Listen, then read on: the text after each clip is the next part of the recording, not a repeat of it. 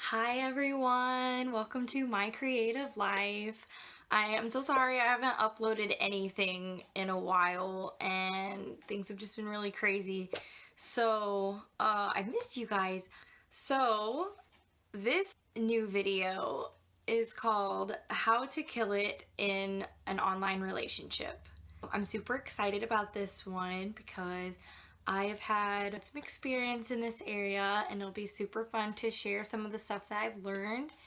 And right now I think is the perfect time to be talking about this because so many people are having to have their relationships online because we haven't been seeing people as much. And I know like right now things have been opening up a little, at least a little bit, but it's still been really hard to spend time with the ones that we love.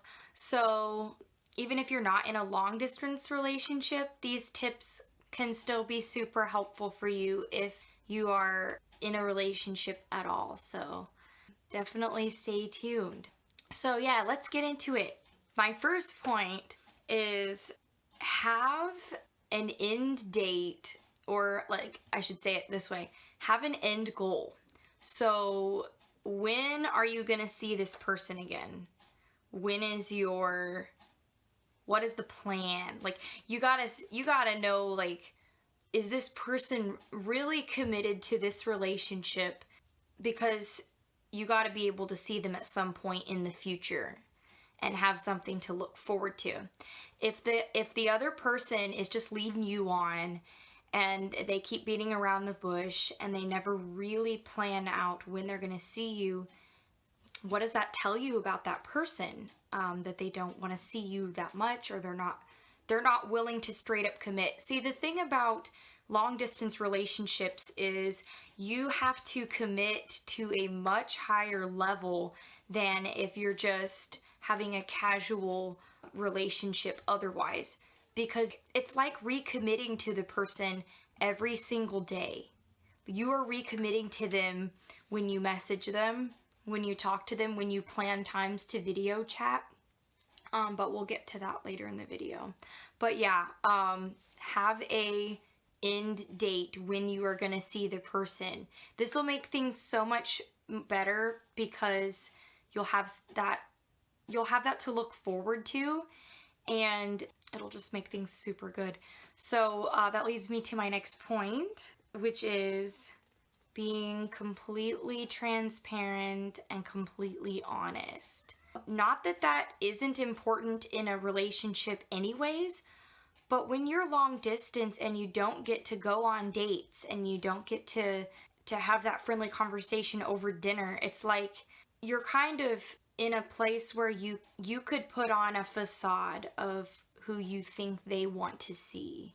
And it's easy to do that, especially with social media. And, you know, they're gonna see what you want them to see. So whatever image you're putting forwards, whatever that looks like, is what they're gonna see first. And they're gonna make that judgment based on what they see. And so then you want that to be an honest representation of who you are, because when you do see them again, you don't want them to be taken aback and be like, oh, well, you're not the person that I thought that you were. And you don't want that to ruin what you have.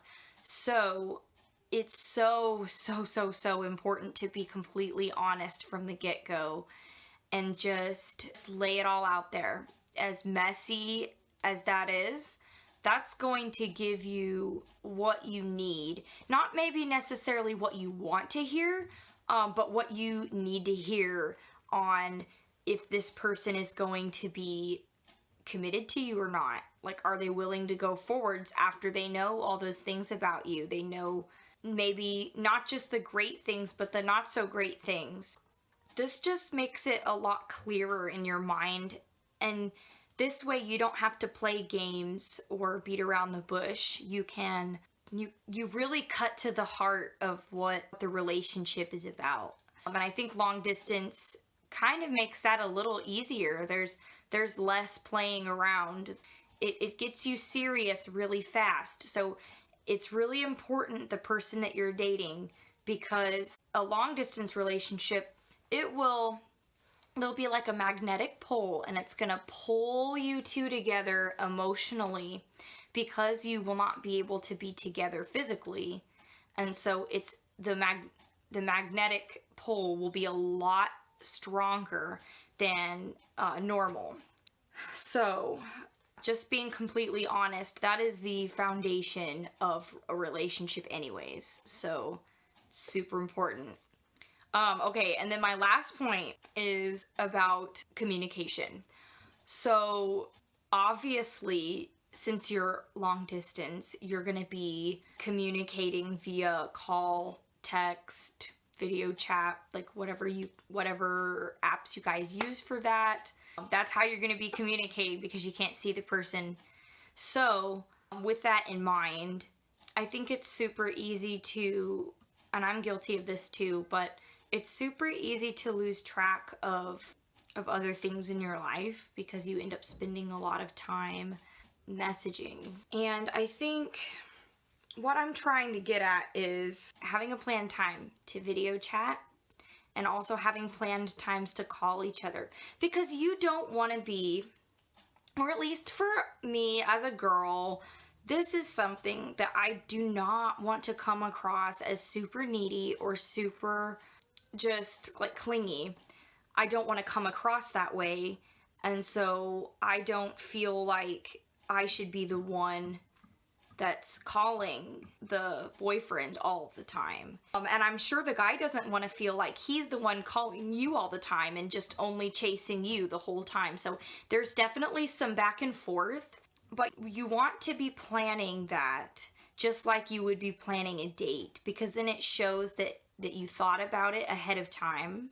And of course, spontaneity is super fun too. Like when you get a call out of the blue and it's like, oh.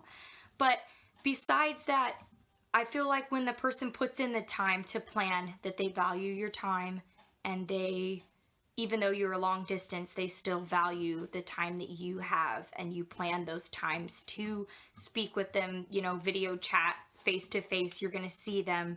That has been something that I have always looked forward to every week, is when I video chat with my boyfriend.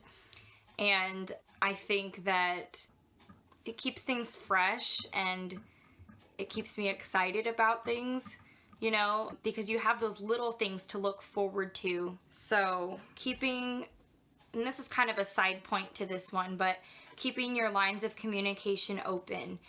Obviously, we text each other. Even in regular relationships, people text each other back and forth. But I think that making sure that they know where you stand, and then also you know where they stand on what they want the communication to look like. Because the last thing you want is starting dumb arguments and miscommunication about how often or not often that you're talking to each other, because you want to keep it balanced and at a healthy level, but you don't want to just ghost them either. Like taking their emotions into account, and really just listening and seeing where the person is at and what you want it to look like, because obviously communication's going to look different for everybody. I'm not trying to say that the way that I do it is the best way. I'm not saying that at all. I would just say keep an open mind, and don't try to fit it into a box. Don't try to say, well, you know, this worked out for so-and-so, so I should try to do it too. I think that it's good to take in information from other people, but definitely try it out. Try some things out for yourself, and just try different things with your boyfriend or girlfriend and see what that looks like for you guys. So just a quick overview. Having the end date, it is super, super important to have an end goal of when you're going to see the person again. Being completely honest and transparent, making sure that you are the real you that you're showing them, and then keeping the lines of communication open and healthy. Those are probably the three most important things, I think, to having a great online relationship. So I hope you guys liked this video. Don't forget to like and subscribe, and make some comments and tell me what you think. And go check out my website, abigail@abidecoaching.com. I would love to hear from you guys on there. So yeah, definitely go check that out, and I'll put that stuff in the description too, so you can go see that, because I'm launching my coaching business because I want to help you guys discover your passion and create the life that you want. So if you are in a place where you would like to do that, do not hesitate to shoot me an email. I'm going to link my email down below because I want to hear from you. And right now, actually, discovery sessions are free. So what a discovery session is basically you just talk with me about what your dreams and goals are, and we just get to have a super friendly chat about that and talk about what that could look like and how you could make your dreams a reality. And if we vibe together, then we can look at having some coaching sessions. So totally let me know about that. I would be super honored. Anyways, that is all for today. So I love you guys, and I hope that you're thriving, and so have a great day. Bye.